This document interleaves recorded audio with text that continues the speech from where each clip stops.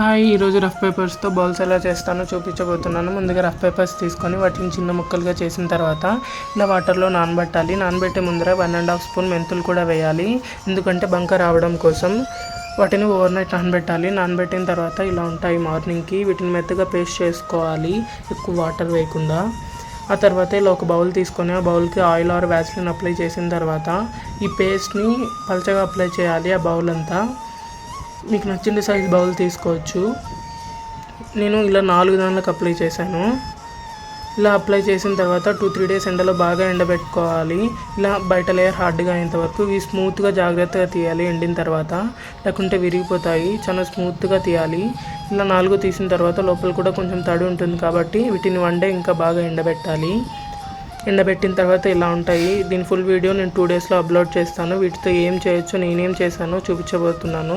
అంతే, బాయ్.